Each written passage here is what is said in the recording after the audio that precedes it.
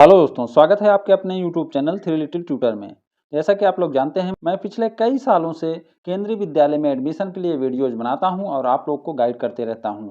इस बार भी मैं बहुत सारे वीडियोज़ डाला हूं जिसमें आप लोग को गाइडेंस मिल रहा है। वो सब वीडियो पे आप बहुत प्यार दिखा रहे हो, लेकिन आप लोग चैनल को सब्सक्राइब नहीं करते। तो मैं आपसे रिक्वेस्ट करता हूँ कि आप हमारे चैनल को सब्सक्राइब करके रखें, क्योंकि हम अपने सभी सब्सक्राइबर के कमेंट का जवाब देते हैं। तो अगर आपको कोई प्रॉब्लम है तो आप कमेंट कर भी हमसे जवाब ले सकते हैं। तो ये वीडियो बहुत ही महत्वपूर्ण है, ये वीडियो पूरा देखिएगा, क्योंकि इस वीडियो में मैंने क्लास 1 एडमिशन से संबंधित सभी जानकारियों को शामिल किया है और जो छोटे-छोटे वीडियोज़ थे, जो छोटी-छोटी जानकारियाँ थी, उनको एक साथ लाया हूँ। ये वीडियो देखने के बाद आपको एडमिशन गाइडलाइन देखने की ज़रूरत नहीं पड़ेगी और आप एक ही वीडियो में सारी जानकारी पा जाएँगे। तो इस वीडियो में मैं संपूर्ण गाइडलाइन का निचोड़ लेकर आया हूँ, तो आप इस वीडियो को देखने के बाद अपना ऑनलाइन फॉर्म आसानी से भर पाएँगे। इसलिए इस वीडियो को स्किप मत करिएगा, शुरू से आखिरी तक देखिएगा, ताकि आपको ऑनलाइन फॉर्म भरने में कोई दिक्कत ना हो। तो चलिए वीडियो स्टार्ट करते हैं और एक-एक करके पूरी जानकारी लेते हैं।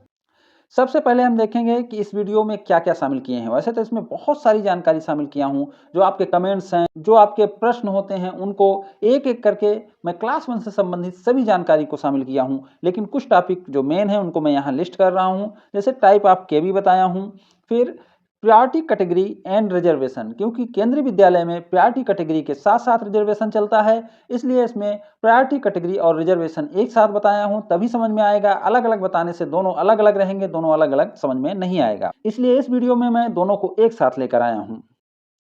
फिर एज है, एज नॉर्मल चीज़ है। फिर नेक्स्ट है आरटी कोटा। तो आरटी कोटा में आपको क्या-क्या डॉक्यूमेंट लगेंगे, आरटी कोटा किसे मिलेगा, उसके लिए क्या शर्तें हैं, ये सारी चीज़ें मैंने इसमें शामिल किया है। फिर उसके बाद है एसजीसी कोटा। तो एसजीसी कोटा किसे मिलेगा, कौन इसका लाभ ले सकता है, इसका फ़ायदा क्या है लेने से और इसके लिए क्या डॉक्यूमेंट देने पड़ेंगे, वो भी इसमें शामिल किया हूँ। ऑनलाइन रजिस्ट्रेशन से पहले आपको कितनी जानकारी होनी चाहिए, क्या-क्या डॉक्यूमेंट होना चाहिए, कैसे ऑनलाइन रजिस्ट्रेशन कर पाएँगे और कहाँ ऑनलाइन रजिस्ट्रेशन कर पाएँगे, उसकी भी जानकारी इसमें मैं दिया हूँ। उसके बाद है लॉटरी। लॉटरी कैसे होगी, आपको कैसे पता चलेगा, लॉटरी आप देख कैसे पाएँगे, उसकी भी जानकारी। इसके साथ-साथ ही आप स्कूल में एडमिशन कैसे ले पाएँगे, एडमिशन के समय आपको डॉक्यूमेंट क्या देने हैं, वो सारी जानकारी भी इसमें मैं शामिल किया हूँ। तो चलिए वीडियो स्टार्ट करते हैं और एक-एक जानकारी लेते हैं। केवी क्लास 1 ऑनलाइन एडमिशन। क्लास 1 में एडमिशन ऑनलाइन मोड में होते हैं। केवी के ऑनलाइन फॉर्म सभी राज्य में एक साथ आते हैं। तो जो क्लास 1 के एडमिशन हैं, वो केवल और केवल ऑनलाइन मोड में होते हैं और इसका बहुत सारा कमेंट आते रहता है कि पुणे में कब आएगा, हैदराबाद में कब आएगा, यूपी में कब आएगा। तो केंद्रीय विद्यालय के जो फॉर्म हैं, वो एक साथ पूरे देश में आते हैं। क्लास 1 के online form KVS online admission .kvs.gov.in पर भरे जाएंगे। केवी के ऑनलाइन फॉर्म मोबाइल द्वारा केवीएस के मोबाइल ऐप से भी भरे जा सकते हैं। फॉर्म भरने का कोई शुल्क नहीं होता है, तो ये फॉर्म ऑनलाइन ही भरे जाते हैं और केवीएस ऑनलाइन एडमिशन .kvs.gov.in की वेबसाइट पर भरे जाते हैं। इसके लिए केवीएस ने एक मोबाइल ऐप भी बनाया है, आप उससे भी भर सकते हैं और ये फॉर्म के लिए कोई शुल्क नहीं है, एडमिशन के लिए कोई शुल्क नहीं है, आप इसे निःशुल्क भर सकते हैं। भले ही अगर आप कहीं किसी कैफ़े से भरवाएँगे तो अपना चार्ज करेंगे, लेकिन फ़ीस के नाम पर कुछ नहीं है, आपको कैफ़े का भरने का चार्ज देना पड़ सकता है, खुद से भरेंगे तो ये बिल्कुल निःशुल्क है। फॉर्म भरने से पहले एडमिशन प्रक्रिया और एडमिशन गाइडलाइन जानना आवश्यक है। देखिए, फॉर्म तो भरे जाएंगे, लेकिन उसके पहले आपको कुछ जानकारी होना आवश्यक है। क्यों? क्योंकि अगर आप फॉर्म दुकानदार से भरवा रहे हैं, कैफ़े वाले से भरवा रहे हैं, तब भी आपको बेसिक जानकारी होना ज़रूरी है। इसलिए ज़रूरी है ताकि दुकानदार आपका फॉर्म सही भरे, आपका कोटा और कैटेगरी सही चुने, आपके बच्चे को उसका लाभ मिले। इसलिए आप ये वीडियो ज़रूर देखिए, भले ही आप फॉर्म दूसरे से भरवाएँ, तब भी ये वीडियो आप देखिए। तो सबसे पहले समझेंगे एडमिशन प्रोसेस इन केवी। तो केवी को सबसे पहले समझ लेते हैं। तो केवी 2 प्रकार के होते हैं। तो 2 प्रकार का कैसा? एक प्रकार है KV under civil and defence sector. जो सामान्य केवी होता है, वह सिविल एंड डिफेंस सेक्टर का होता है। अगर वह सिविल या डिफेंस सेक्टर में है, तो उसके लिए अलग प्रायोरिटी कैटेगरी लगती है और अगर दूसरा है जिसे केवी अंडर पब्लिक सेक्टर अंडरटेकिंग या आईएचएल कहते हैं, तो उसके लिए अलग प्रायोरिटी कैटेगरी लागू होती है। प्रायोरिटी कैटेगरी इन केवी, दोनों केवी में प्रायोरिटी कैटेगरी अलग-अलग होती है। अब प्रायोरिटी कैटेगरी क्या है? प्रायोरिटी कैटेगरी ही मेन चीज है जो केंद्रीय विद्यालय को और विद्यालयों से अलग बनाता है। यह ऐसा चीज है जिसके कारण केंद्रीय विद्यालय में सरकारी लोगों के बच्चों का एडमिशन ज़्यादा होता है। तो इसे आप समझे रहेंगे तो आपको पता रहेगा कि आपके बच्चे का एडमिशन का कितना चांस है। तो सबसे पहले समझते हैं priority category. Priority category for civil and defence KV. Category one में होते हैं केंद्रीय कर्मचारी के बच्चे, जैसे army, railway, post office, income tax, BSF, ITBT, ETC. तो जो केंद्रीय कर्मचारी के बच्चे होते हैं वो कैटेगरी वन माने जाते हैं। कैटेगरी टू होते हैं केंद्रीय पीएसयू कर्मचारी के बच्चे, जैसे AIIMS, IIT, NIT, IIM, central university, nationalise bank या नेशनलाइज इंश्योरेंस कंपनी या केवी, ईटीसी। ऐसे बच्चे जो केंद्रीय पीएसयू कर्मचारी के बच्चे हैं वह कैटेगरी टू होते हैं। यह मैं बता रहा हूं सिविल एंड डिफेंस केवी के लिए। कैटेगरी थ्री होते हैं राज्य कर्मचारी के बच्चे, जैसे PWD, education, police, court, forest, revenue, bank आदि। फिर कैटेगरी फोर होते हैं राज्य पीएसयू कर्मचारी के बच्चे, जैसे राज्य सरकार के उच्च शिक्षा संस्थान, निगम, कॉर्पोरेशन यानी आंगनवाड़ी, कोऑपरेटिव सोसाइटीज या बैंक, सीएसपीडीसीएल, सीएसईबी आदि। तो जो कैटेगरी फोर होता है वह होता है राज्य पीएसयू कर्मचारी के बच्चे। फिर कैटेगरी फाइव होता है उपरोक्त को छोड़कर अन्य सभी वर्ग। तो ऊपर वाले को छोड़कर बाकी जो लोग बच जाते हैं, यानी कैटेगरी फोर तक को छोड़कर बाकी लोग जो बच जाते हैं वो कैटेगरी फाइव में आएंगे।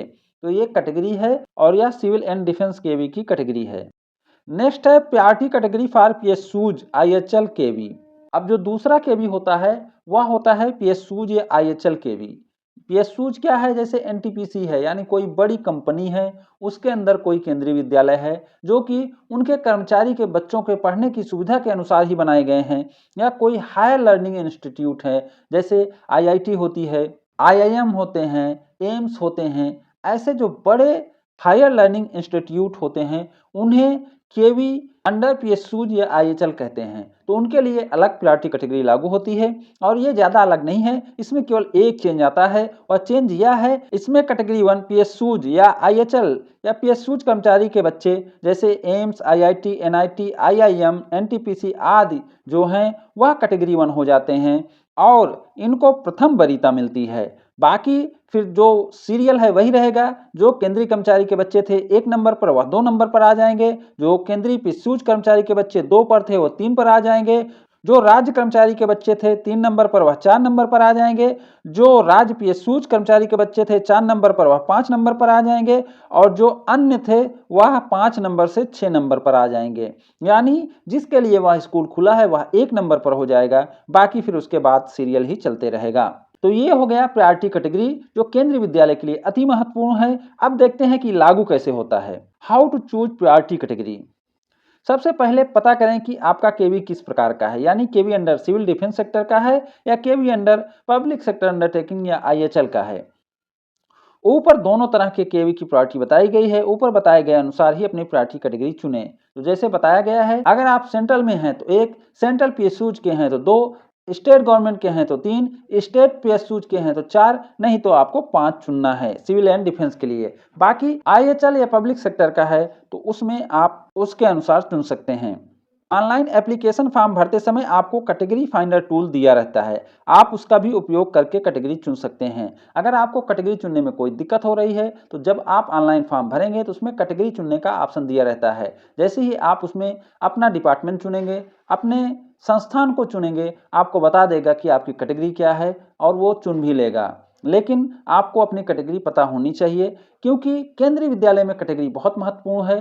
जैसे सबसे पहले कैटेगरी वन लिए जाते हैं। अब वो अगर सिविल या डिफेंस का केवी हुआ तो सेंट्रल गवर्नमेंट के बच्चे आएंगे, और अगर पब्लिक सेक्टर अंडरटेकिंग का हुआ या आईएचएल का हुआ तो उसमें पब्लिक सेक्टर अंडरटेकिंग के बच्चे या आईएचएल के बच्चे पहली प्रायोरिटी मिलेगी, उसके बाद दूसरी प्रायोरिटी, फिर तीसरी priority. Priority category and valid transfer. अब केंद्रीय विद्यालय में एक और महत्वपूर्ण चीज जो होती है वह होती है कि कैटेगरी वन वाले को प्रथम वरीयता मिलेगी, लेकिन साथ साथ नंबर ऑफ ट्रांसफर भी देखे जाएंगे। तो ऐसे में आपके कितने ट्रांसफर हुए हैं वह भी आपको पता होना चाहिए, और आपका कौन सा ट्रांसफर गिना जाएगा, कौन सा ट्रांसफर नहीं गिना जाएगा वो भी पता होना चाहिए। इस स्लाइड में मैं उसी को शामिल किया हूं। इसमें आप देख पाएंगे कि आपका कौन सा ट्रांसफर गिना जाएगा और कौन सा नहीं गिना जाएगा। Priority and number of transfer. केंद्रीय विद्यालय में बच्चे का एडमिशन प्रायोरिटी और पिछले 7 सालों में माता पिता अभिभावक के ट्रांसफर के अनुसार होता है। जिनका जितना ज़्यादा ट्रांसफर उनके बच्चे के एडमिशन के उतने ज़्यादा चांस। जैसे सबसे पहले कैटेगरी 1 और उनमें भी ऐसे माता पिता के बच्चे जिनका ट्रांसफर सबसे ज़्यादा हुआ है का एडमिशन होगा। यानी पिछले 7 साल में जिसका सबसे ज़्यादा ट्रांसफर पहले वो लिया जाएगा। जैसे कैटेगरी 1 को तो लेना ही है, लेकिन सबसे ज़्यादा ट्रांसफर वाले लिए जाएंगे, फिर उसके बाद फिर जीरो ट्रांसफर वाले लिए जाएंगे, उसके बाद कैटेगरी 2 को लिया जाएगा। और इसके साथ साथ रिजर्वेशन भी चलता रहता है। आगे की स्लाइड में मैं उसको भी बताऊंगा, क्योंकि इसमें कई चीजें एक साथ चलती हैं, इसलिए समझना थोड़ा सा टफ है, लेकिन मैं इस वीडियो में आपको अच्छे से समझाऊंगा। अगर आप वीडियो शुरू से आखिरी तक देखेंगे तो आपको एकदम कंफर्म है कि आज समझ में आ जाएगा कि केंद्रीय विद्यालय में एडमिशन कैसे होते हैं। Valid transfer. अब कौन सा ट्रांसफर गिना जाएगा? केवी में एडमिशन के लिए ऐसे ट्रांसफर को वैलिड ट्रांसफर यानी गिना जाने योग्य मानते हैं जो पिछले प्लेस ऑफ पोस्टिंग से कम 20 किमी दूर हो और एक जगह पर ठहरने की अवधि मिनिमम 6 माह की हो। यानी आप अगर किसी शहर में 2-4 किलोमीटर के अंदर ही आपका ट्रांसफर हो रहा है तो वह ट्रांसफर गिना नहीं जाएगा। लेकिन एक ही शहर में अगर आप 20 किलोमीटर से अधिक दूरी पर ट्रांसफर चले गए हैं तो आपका ट्रांसफर गिना जाएगा। लेकिन एक जगह ठहरने की अवधि मिनिमम 6 माह पूरी हुई हो तभी वह गिना जाएगा। इस पर भी बहुत सारे कमेंट आते हैं, तो यहाँ आप क्लियर समझ लीजिए कि मिनिमम दूरी 20 किलोमीटर होनी चाहिए और मिनिमम ठहरने की अवधि 6 माह की होनी चाहिए। रिजर्वेशन इन केवी। तो अब हम देख लेते हैं कि रिजर्वेशन कितना मिलता है, क्योंकि केंद्रीय विद्यालय में रिजर्वेशन भी लागू है। तो शेड्यूल कास्ट को 15%, शेड्यूल ट्राइब को 7.5%, ओबीसी एनसीएल को 27%, पीडब्ल्यूडी को 3%, आरटी को 25%, एसजीसी को 5%। एसजीसी को 5% नहीं मिलता है, ऐसा परसेंट लिखकर कहीं नहीं आता है, लेकिन पर सेक्शन 2 सीट रिजर्व रहती है, तो वैसे निकालने पर यह 5% में बनता है, इसलिए मैं यहाँ 5% लिख दिया हूँ। प्रायोरिटी एंड रिजर्वेशन, जिसकी मैं बात कर रहा था कि यहाँ प्रायोरिटी और ट्रांसफर एक साथ चलते हैं, प्रायोरिटी और रिजर्वेशन एक साथ चलते हैं, तो इसलिए इसे भी समझना बहुत महत्वपूर्ण है। तो अब हम समझेंगे कि केंद्रीय विद्यालय में प्रायोरिटी एंड रिजर्वेशन एक साथ कैसे चलते हैं। Priority and reservation. केंद्रीय विद्यालय में प्रवेश हेतु प्रायोरिटी और रिजर्वेशन एक साथ चलते हैं। सबसे पहले कैटेगरी 1 और 2 को लेंगे, लेकिन आरक्षण का ध्यान रखते हुए। जैसे पॉइंट नंबर 1, ओबीसी एनसीएल को 27% आरक्षण है। अब 100 सीट में यदि कैटेगरी 1, 2 से 27 बच्चे ओबीसी एनसीएल के नहीं मिलते हैं तो कैटेगरी 3 से, फिर 4 से, फिर 5 से लिए जाएंगे। भले ही कैटेगरी 1 का जनरल का बच्चा हो, उसको नहीं लेंगे। तो यहाँ आपको कास्ट का फायदा मिलता है कि अगर कैटेगरी 1 में ओबीसी का बच्चा नहीं है तो कैटेगरी 2 से, फिर 3 से, फिर 4 से, फिर 5 से लिया जाएगा। भले ही जनरल वाला बच्चा कैटेगरी 1 का बच्चा रहेगा, उसको नहीं लिया जाएगा। पॉइंट नंबर 2, इसी तरह एससी के बच्चे को 15% रिजर्वेशन है, तो इसमें केवल एससी के बच्चे ही लिए जाएंगे। पहले कैटेगरी 1 से एससी के बच्चे लिए जाएंगे, फिर कैटेगरी 2, फिर कैटेगरी 3, फिर कैटेगरी 4, फिर कैटेगरी 5 के एससी के बच्चे। यानी केवी में रिजर्वेशन प्रायोरिटी के साथ लागू होता है। तो अब आप समझ गए होंगे कि प्रायोरिटी के साथ रिजर्वेशन कैसे चलता है। मतलब कोटा तो उनको पूरा देना है, लेकिन प्रायोरिटी अनुसार देना है। सबसे पहले प्रायोरिटी 1 के वो कोटे के बच्चे लिए जाएंगे, फिर 2 के, फिर 3 के, फिर 4 के, फिर 5 के लिए जाएंगे। तो इसमें दोनों एक साथ चलते हैं। नेक्स्ट है age limit with cut off date. तो यह क्लास 1 की एज लिमिट है, क्योंकि मैं क्लास 1 के लिए ये वीडियो बना रहा हूँ तो इसमें केवल क्लास 1 का बता रहा हूँ। तो क्लास 1 के लिए एज 6 से 8 वर्ष के बीच होनी चाहिए। बच्चे का जन्म 1 अप्रैल 2016 से 1 अप्रैल 2018 तक होना चाहिए। ये डेट 31 मार्च 2024 को होनी चाहिए। यानी बच्चे का जो एज 6 से 8 वर्ष के बीच है वह 31 मार्च 2024 को होनी चाहिए। केंद्रीय विद्यालय में निःशुल्क प्रवेश आरटी कोटा। तो केंद्रीय विद्यालय में आरटी कोटा कैसे लागू होता है उसको देख लेते हैं। पॉइंट नंबर 1, आप डिसएडवांटेज अलाभित समूह में आते हों। पॉइंट नंबर 2, आपके घर की दूरी केंद्रीय विद्यालय से शहरी क्षेत्र में 5 किलोमीटर तथा ग्रामीण क्षेत्र में 8 किलोमीटर के वृत्तीय यानी रेडियल दूरी के अंदर आता हो। पॉइंट नंबर 3, रेडियल डिस्टेंस क्या है। अब रेडियल डिस्टेंस क्या है उसको समझ लेते हैं। तो पॉइंट नंबर 1 एक बार देखते हैं। डिसएडवांटेज ग्रुप क्या है। सामाजिक, आर्थिक तथा भौतिक रूप से पिछड़े परिवार के बच्चे, इनमें शामिल हैं एससी, एसटी, ओबीसी, एनसीएल और पीडब्ल्यूडी। तो इतने लोग डिसएडवांटेज ग्रुप में माने जाते हैं। केंद्रीय विद्यालय में एडमिशन के पर्पज से। लो इनकम ग्रुप, केंद्रीय विद्यालय में कमजोर आय वर्ग में ईडब्ल्यूएस और बीपीएल को माना जाता है। तो केंद्रीय विद्यालय में आय प्रमाण पत्र मान्य नहीं है, केंद्रीय विद्यालय में केवल ईडब्ल्यूएस और बीपीएल को माना जाता है और उन्हें ही लो इनकम ग्रुप में माना जाता है। पॉइंट नंबर 2, रेडियल डिस्टेंस, आपके घर की दूरी केंद्रीय विद्यालय से शहरी क्षेत्र में 5 किलोमीटर तथा ग्रामीण क्षेत्र में 8 किलोमीटर की वृत्तीय दूरी के अंदर हो। Point number 3, radial distance. अब हम रेडियल डिस्टेंस को समझेंगे, यानी वृत्तीय दूरी क्या होती है। तो आप इसमें देख सकते हैं, मान लीजिए सेंट्रल में केवी है और ये आपके घर हैं या किसी और के घर हैं, तो ये जितने घर दिख रहे हैं ये सब केंद्रीय विद्यालय की रेडियल दूरी में आ रहे हैं, यानी इनमें जो बच्चे रहते हैं वह आरटी कोटा के लिए एलिजिबल हैं अगर वो दूरी के साथ साथ डिसएडवांटेज ग्रुप या लो इनकम ग्रुप में आते हों। तो ये समझाने के लिए मैं किया हूं। जैसे आप देख सकते हैं, ये एक घर की दूरी है डायरेक्ट दूरी, ये डायरेक्ट दूरी ही मानी जाती है। अब मान लीजिए कोई ऐसा सड़क है जो टेढ़ा मेढ़ा होकर उसी घर तक गया है और वह दूरी ज़्यादा है तो उसको नहीं मानेंगे। तो जो ये टेढ़ा मेढ़ा रास्ता है, अगर ये 6 किलोमीटर भी है तब भी इसे नहीं माना जाएगा। केवी से आपके घर की दूरी जो डायरेक्ट दूरी है, जो रेडियल दूरी है, उसी को माना जाएगा। आरटी कोटा के लिए जरूरी है कि आप वंचित समूह SC ST OBC NCL PWD या कमजोर आय वर्ग ईडब्ल्यूएस बीपीएल जैसा कि आरटी एक्ट 2009 में उल्लिखित हो आते हों और आपका घर शहरी क्षेत्र में 5 किलोमीटर और ग्रामीण क्षेत्र में 8 किलोमीटर की रेडियल दूरी में आता हो। दूरी का क्राइटेरिया केवल आरटी कोटा के लाभ के लिए है, यानी यदि आप दूरी का क्राइटेरिया पूरा नहीं करते हो तो भी आपके बच्चे का एडमिशन हो सकता है, लेकिन उसे आरटी कोटा का लाभ नहीं मिलेगा। आप देख रहे हैं कि इसी एक जानकारी को मैं कई बार बता रहा हूं, इसलिए कि इस पे कमेंट बहुत आते हैं, कंफ्यूजन बहुत होता है कि मेरा घर 12 किलोमीटर दूर है, क्या मेरे बच्चे का एडमिशन होगा? बिल्कुल होगा भैया, बिल्कुल होगा। क्यों नहीं होगा? क्योंकि केवल आरटी कोटा के लिए जरूरी है कि शहरी क्षेत्र में 5 किलोमीटर और ग्रामीण क्षेत्र में 8 किलोमीटर की दूरी पर निवास करते हों। बाकी आप कहीं भी निवास करते हो, कितना भी दूर निवास करते हो, उससे मतलब नहीं है। अगर आपके बच्चे का नाम लॉटरी में आता है तो उसका एडमिशन होगा, कोई दिक्कत नहीं होगी। आरटी कोटा के लिए जरूरी डॉक्यूमेंट, वंचित समूह का प्रमाण पत्र, डिसएडवांटेज सर्टिफिकेट यानी ओबीसी एनसीएल एससी एसटी या पीडब्ल्यूडी का सर्टिफिकेट, कमजोर आय वर्ग का प्रमाण पत्र यानी लो इनकम सर्टिफिकेट यानी ईडब्ल्यूएस या बीपीएल सर्टिफिकेट, दूरी का स्व घोषणा पत्र डिस्टेंस सर्टिफिकेट। तो आरटी कोटा के लिए इतने अलग से आपको डॉक्यूमेंट होने चाहिए। बाकी जो फोटो और जन्म प्रमाण पत्र है वो तो रहेगा ही रहेगा, लेकिन अगर आप आरटी कोटा का लाभ लेना चाहते हैं तो आपके पास वंचित समूह का प्रमाण पत्र यानी SC ST OBC NCL PWD का प्रमाण पत्र या कमजोर आय वर्ग का प्रमाण पत्र, दोनों में से एक होना चाहिए और दूरी का स्व घोषणा पत्र यानी आप दूरी का क्राइटेरिया भी पूरा करते हों। केंद्रीय विद्यालय में निःशुल्क प्रवेश के लाभ। Point number 1, no fee to be charged from the children admitted under the 25% quota prescribed under the RT Act 2009।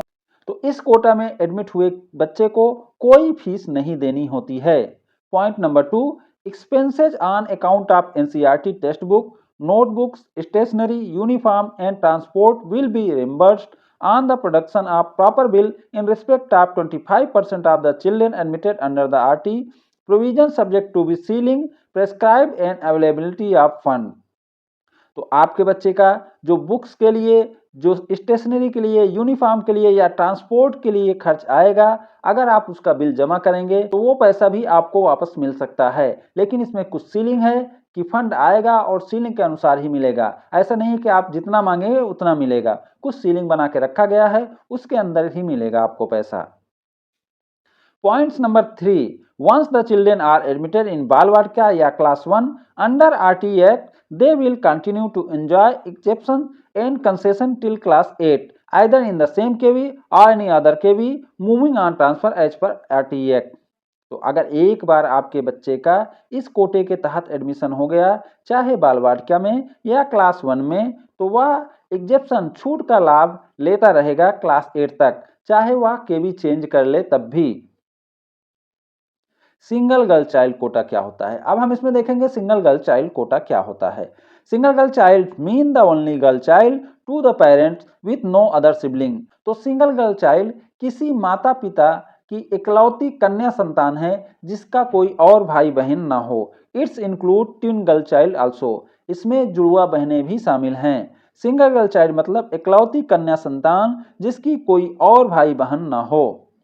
Single girl child Kota में प्रायोरिटी लागू रहती है, तो सिंगल गर्ल चाइल्ड कोटा में भी प्रायोरिटी लागू रहती है, यानी सिंगल गर्ल चाइल्ड कोटा और प्रायोरिटी एक साथ चलते हैं। जैसे रिजर्वेशन में चलता था वैसे इसमें भी चलेगा। सिंगल गर्ल चाइल्ड कोटा में कितनी सीट होती है? एसजीसी कोटा में पर सेक्शन 2 सीट आरक्षित होती है, यानी 40 के सेक्शन में 2 सीट यानी 5% का आरक्षण। यह कोटा केवल क्लास 1 में और उसके बाद क्लास 6 से आगे मिलता है। सिंगल गर्ल चाइल्ड कोटा बाल वाटिका में लागू नहीं होता, तो यह भी बार बार मैसेज आता रहता है। बाल वाटिका में सिंगल गर्ल चाइल्ड कोटा लागू नहीं होता है। सिंगल गर्ल चाइल्ड कोटा के लाभ। एसजीसी कोटा में क्लास 6 से 12 तक कोई फीस नहीं लगती है। एसजीसी कोटा क्लास 1 के एडमिशन में लागू होता है। एसजीसी में भी प्रायोरिटी लागू होती है, जिसके कारण एडमिशन के चांस बढ़ जाते हैं। सिंगल गर्ल चाइल्ड कोटा का फॉर्मेट, तो ये फॉर्मेट है जिसे भरकर आपको देना रहता है। ये 100 रुपए के नॉन जुडिशियल स्टाम्प पेपर पर बनता है और इसे नोटरी द्वारा बनाया जाता है। तो इसको मैं हाईलाइट करके आपको दिखा दे रहा हूँ, इसमें क्या क्या भरना है। तो यहाँ आप देख सकते हैं, बच्चे का नाम भरना है, पता भरना है, इस टाइप की पूरी जानकारी भरकर नोटरी द्वारा सत्यापित कराकर इसे आपको देना रहेगा। इसके लिए मैंने अलग से वीडियो बनाया है, इसलिए यहाँ डिटेल में नहीं जा रहा हूँ, आप वो वीडियो भी देख सकते हैं। केवी क्लास 1 ऑनलाइन रजिस्ट्रेशन। अब हम देखेंगे कि क्लास 1 के ऑनलाइन रजिस्ट्रेशन कैसे होते हैं। क्लास 1 के ऑनलाइन एडमिशन मार्च में ऑनलाइन मोड में होंगे। सभी राज्य में एक साथ फॉर्म आता है, तो ये मार्च में अक्सर होते हैं और फरवरी में कभी कभी इसकी नोटिस आ जाती है। इस बार भी उम्मीद हम कर रहे हैं कि फरवरी लास्ट डे में वो नोटिस आ जाएगी और मार्च में फॉर्म भरे जाएंगे। क्लास 1 के online form KVS online admission .kvs.gov.in पर भरे जाएंगे। केवी के ऑनलाइन फॉर्म मोबाइल द्वारा केवीएस के मोबाइल ऐप से भी भरे जा सकते हैं। फॉर्म भरने से पहले उपरोक्त जानकारी के साथ साथ कुछ डॉक्यूमेंट भी होने आवश्यक हैं। तो फॉर्म के लिए कुछ डॉक्यूमेंट जरूरी हैं और फॉर्म के लिए मैं यहाँ एक चीज़ और जोड़ देना चाहता हूँ कि आप घबराइए नहीं, आराम से भरिए, अच्छे से भरिए, समय बहुत रहता है, इसलिए फॉर्म आप भरिए अच्छे से, कोई हट नहीं है। पहले दिन मत भरिए, दूसरे तीसरे दिन भरिए तो ज़्यादा अच्छा है। तो रजिस्ट्रेशन से पहले आपके पास क्या डॉक्यूमेंट होने चाहिए, चलिए उसको देख लेते हैं। डॉक्यूमेंट फॉर ऑनलाइन रजिस्ट्रेशन: बच्चे का जन्म प्रमाण पत्र, बच्चे का फोटो, वंचित समूह और कम आय का प्रमाण पत्र केवल फॉर्म में डिटेल्स भरने के लिए। देखिए, फॉर्म भरते वक्त आपके पास 2 डॉक्यूमेंट केवल लगते हैं, बच्चे का जन्म प्रमाण पत्र और बच्चे का कलर फोटो। दोनों एकदम क्लियर होने चाहिए और दोनों ही अपलोड होते हैं, तो इसलिए दोनों की फोटो एकदम क्लियर होनी चाहिए। और जो बच्चे का जन्म प्रमाण पत्र है वह पीडीएफ या जेपीईजी फॉर्मेट दोनों में डाल सकते हैं। 256 केबी से ज़्यादा नहीं होना चाहिए, लेकिन बच्चे का जो फोटो है वह केवल जेपीईजी या जेपीजी फॉर्मेट में होना चाहिए और 256 केबी से ज़्यादा का नहीं होना चाहिए।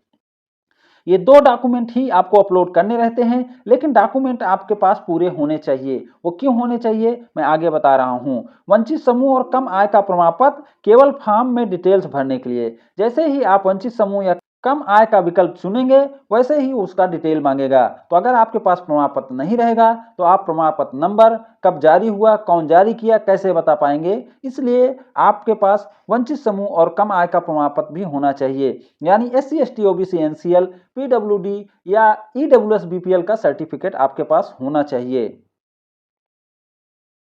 मोबाइल नंबर और ईमेल, आपके पास मोबाइल नंबर और ईमेल भी होना चाहिए, क्योंकि ये बहुत महत्वपूर्ण चीज़ है। इसी पे आपके सारे मैसेज आएंगे, सारी जानकारी आएगी, तो ये भी आपके पास होने जरूरी होते हैं। अब एक चीज आता है कि बच्चे के नाम से प्रमाण पत्र नहीं है, तो बच्चे के नाम से जन्म प्रमाण पत्र होना और फोटो बच्चा का होना जरूरी होता है। बाकी प्रमाण पत्र अगर माता पिता के नाम से हैं तब भी आप फॉर्म में अप्लाई कर सकते हैं, आपके बच्चे का एडमिशन भी हो जाएगा। अगर एडमिशन हो जाता है तो आपको एडमिशन के 3 महीने के अंदर बच्चे के नाम से प्रमाण पत्र बनवा कर देना होगा। तो मैं ये चाहूंगा कि आप अभी से बच्चे का प्रमाण पत्र बना लें, बाद का इंतजार न करें। लेकिन अगर रेयर केस में ऐसी कंडीशन बनती है तो आप फॉर्म भर दें और बाद में प्रमाण पत्र बनाकर दें। नोट: ऑनलाइन रजिस्ट्रेशन के समय केवल 2 डॉक्यूमेंट, बर्थ सर्टिफिकेट और फोटो ही अपलोड किए जाते हैं। एक साथ कई कोटा कैटेगरी कैसे चुनें? अब ये भी कन्फ्यूजन लोगों को बार-बार हो रहा है कि मेरे ऊपर कई कोटा कैटेगरी लागू होती है, तो मैं उसे कैसे चुनूँ? तो उसे मैं बता देता हूँ। अपनी caste SC, ST, OBC, PWD चुनें, इससे आरक्षण और आरटी दोनों का लाभ मिलेगा। अगर आप किसी कास्ट में आते हैं तो उसे ज़रूर चुनें, लेकिन साथ-साथ आपके पास उसका प्रमाण पत्र भी होना चाहिए। जैसे एससी हैं, एसटी हैं, ओबीसी एनसीएल हैं या दिव्यांग हैं, तो उसे चुनें और उसका सर्टिफिकेट होना ज़रूरी है। अपनी इनकम जैसे ईडब्ल्यूएस, बीपीएल चुनें, इससे आरटी का लाभ मिलेगा। अब जैसे अगर आप अपनी कास्ट चुनेंगे तो आरटी का भी लाभ मिलेगा और आपको अपने कोटे का भी लाभ मिलेगा, लेकिन ईडब्ल्यूएस और बीपीएल से केवल आरटी का लाभ मिलेगा अगर आप दूरी का क्राइटेरिया पूरा करेंगे तो। एसजीसी होने पर सिंगल गर्ल चाइल्ड को भी चुनें। कैसे चुनें? अब देखिए कन्फ्यूजन जो होता है उसको मैं बता रहा हूँ। अब मान लीजिए कोई बच्चा एससी है और वह गरीब है, यानी बीपीएल भी है, उसके पास एससी का भी सर्टिफिकेट है, बीपीएल का भी सर्टिफिकेट है और उसको एक ही कन्या संतान है, यानी एसजीसी है और वह दिव्यांग है, तो वह एससी, बीपीएल, एसजीसी और पीडब्ल्यूडी सभी को चुनेगा। ऐसा होता नहीं ज़्यादातर, लेकिन मैं इसमें ज़्यादा कंडीशन लगा के बता रहा हूँ, इसलिए मैंने एससी भी चुना, बीपीएल भी चुना, कन्या संतान भी चुना और मान भी लिया कि बच्चा दिव्यांग है। ऐसा किसी के साथ हो ना, मैं यही प्रार्थना करूँगा। लेकिन यहाँ आपको समझाने के लिए मैं बता रहा हूँ कि अगर ऐसा है तो आपके ऊपर जितना चीज़ लागू है, यानी आप एससी हैं तो एससी चुन लीजिए, आप गरीब हैं तो गरीब भी चुन लीजिए, आप एसजीसी है लड़की तो एसजीसी भी चुन लीजिए और अगर वह पीडब्ल्यूडी यानी दिव्यांग है तो दिव्यांग भी चुन लीजिए, क्योंकि आपको जानकारी पूर्ण और सही देनी है। यह भी एक बहुत बड़ी बात रहती है कि आपको फॉर्म में जानकारी पूर्ण और सही देनी है। तो आप पर जितने भी कोटा या कैटेगरी लागू होते हैं उन सभी को आप चुनें और उन सभी का प्रमाण पत्र भी एडमिशन के समय लेकर जाएं। लॉटरी की प्रक्रिया। अब हम लॉटरी प्रक्रिया समझेंगे। केवी में लॉटरी के लिए एक कमेटी बनाई जाती है। इस कमेटी के सभी मेंबर के सामने ऑनलाइन लॉटरी निकाली जाएगी, जिसका क्रम इस प्रकार होगा। फर्स्ट लॉटरी आरटी का होगा। इसमें 25% सीट बिना किसी प्रायोरिटी कैटेगरी के भरी जाएगी। मैं आरटी कोटा का बार बार जिक्र इसीलिए करता हूं कि इसमें प्रायोरिटी कैटेगरी नहीं लागू होती है। केंद्रीय विद्यालय में केवल एक कोटा यही है जिसमें प्रायोरिटी कैटेगरी नहीं लागू होती है, इसलिए इसमें कैटेगरी 5 वाले के एडमिशन के सबसे ज़्यादा चांस होते हैं। सेकंड लॉटरी पीडब्ल्यूडी का होगा। इसमें सभी कास्ट से दिव्यांग बच्चों का चयन होगा। तो दूसरी जो लॉटरी होती है वो दिव्यांग बच्चों के लिए होती है। थर्ड लॉटरी कैटेगरी 1 का होगा। इसमें सेंट्रल गवर्नमेंट के कर्मचारियों के बच्चे का चयन होगा। फिर फोर्थ लॉटरी होगी, इसमें कैटेगरी 2 का होगा। इसमें सेंट्रल गवर्नमेंट के पीएसयूज के कर्मचारियों के बच्चे का चयन होगा। फिर उसके बाद फिफ्थ लॉटरी होगी, इसमें एससी, एसटी, ओबीसी, एनसीएल का होगा। उपरोक्त लॉटरी के बाद भी यदि एससी, एसटी, ओबीसी, एनसीएल का कोटा फिल नहीं होता है तो अब सबसे पहले एससी, एसटी, ओबीसी, एनसीएल के बच्चे लिए जाएंगे। अति महत्वपूर्ण जानकारी, फिफ्थ लॉटरी अति महत्वपूर्ण है, क्योंकि जैसे ही आपकी 4 लॉटरी हो जाएगी, यानी सेंट्रल पीएसयूज के कर्मचारी के बच्चे लिए जाएंगे, उसके बाद चेक होता है कि एससी, एसटी, ओबीसी, एनसीएल यानी जो रिजर्व कैटेगरी है उसकी सीट भरी है कि नहीं भरी है। उसके आगे कोई लॉटरी नहीं होगी। अब सबसे पहले सीट फुल होने का काम होगा, वह चाहे कैटेगरी 3 से बच्चे लिए जाएं, अगर नहीं पूरा होगा तो 4 से, नहीं पूरा होगा तो 5 से। अब बच्चे लेकर पहले कोटा पूरा कर लिया जाएगा। अब जब कोटा पूरा हो जाएगा, सीटें पूरा रिजर्व वाली भर जाएंगी, तब 6th लॉटरी होगी केवल जनरल के लिए। तो 6th लॉटरी कैटेगरी 3 का होगा। इसमें स्टेट गवर्नमेंट के कर्मचारियों के बच्चे का चयन होगा, यानी स्टेट गवर्नमेंट के जो कर्मचारी के बच्चे जनरल वाले बच्चे हैं वही लिए जाएंगे, क्योंकि स्टेट गवर्नमेंट के जो एससी, एसटी, ओबीसी, एनसीएल या पीडब्ल्यूडी के बच्चे थे वो अब आगे ले लिए गए हैं, इसलिए उनको नहीं लिया जाएगा। फिर 7th लॉटरी होगी कैटेगरी 4 का। इसमें स्टेट गवर्नमेंट के पीएसयूज कर्मचारियों के बच्चे का चयन होगा। फिर 8 लॉटरी होगी सिंगल गर्ल चाइल्ड का। इसमें प्रायोरिटी कैटेगरी लागू रहेगी। तो सबसे लास्ट में होती है सिंगल गर्ल चाइल्ड का, लेकिन इनका कोटा भरा नहीं रहेगा, वो सीटें रिजर्व रहती हैं। लास्ट में होने का मतलब ये नहीं है कि सीट नहीं बची रहेगी तो नहीं मिलेगी, जितनी सीट इनकी रिजर्व है उतनी सीट इनको मिलेगी ही मिलेगी। ये सभी लॉटरी एक ही दिन होती है, बारी बारी से होगी और सभी का लिस्ट एक साथ आएगा। ऐसा नहीं है कि ऐसे लॉटरी नंबर है तो आपको अलग अलग आते रहेगा। सबकी लॉटरी करके एक साथ लिस्ट निकाली जाएगी और एक ही साथ आपको लॉटरी रिजल्ट बताया जाएगा। Document for admission. अब मान लीजिए लॉटरी हो गई, अब आपको एडमिशन लेना है, तो एडमिशन के समय आपको क्या क्या डॉक्यूमेंट लेके जाना है।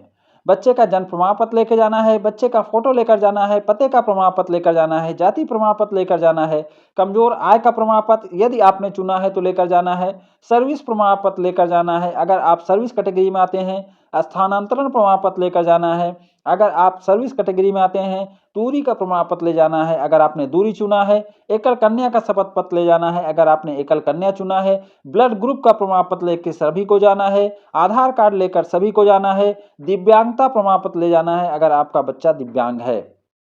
तो इसमें केवल बच्चे का जन्म प्रमाण पत्र, बच्चे का फोटो, पते का प्रमाण पत्र ये जो है सबके लिए, और आधार कार्ड, ब्लड ग्रुप ये सभी के लिए है। बाकी चीजें अगर आप चुने हो तो आपको लेकर जाना है। और साथ ही साथ जब आप ऑनलाइन फॉर्म भरेंगे, उसका प्रिंट लेंगे तो प्रिंट के दूसरे पेज पर आपको प्रमाण पत्र की लिस्ट दी रहेगी। आपको उतने ही प्रमाण पत्र ले जाने हैं, क्योंकि उसमें जितना आप चुनेंगे उसके हिसाब से वो प्रमाण पत्र बताएगा। तो सबसे अच्छी जानकारी वही रहती है। उसमें केवल आप आधार कार्ड और ब्लड ग्रुप का प्रमाण पत्र शामिल कर लीजिएगा, बाकी जितना उसमें लिखा है उतना ही लेकर जाइएगा। तो ये महत्वपूर्ण जानकारी थी जो इसे आपको देना था। उम्मीद करता हूं कि इसमें कुछ छूटा नहीं होगा, लेकिन ऐसा दावा नहीं कर सकता हूं क्योंकि गलती होने की संभावना सबसे रहती है। तो अगर अब भी कुछ छूटा है और आपके मन में अब भी कोई प्रश्न है तो आप हमें कमेंट कर सकते हैं। हमारे चैनल को सब्सक्राइब कर कमेंट करिए, हम सभी कमेंट का जवाब देंगे। उम्मीद करता हूं कि ये वीडियो आपको अच्छा लगा होगा। अगर ये वीडियो आपको अच्छा लगा हो तो इसे लाइक एंड शेयर करें और हमारे चैनल को सब्सक्राइब भी करें। Thank you for watching.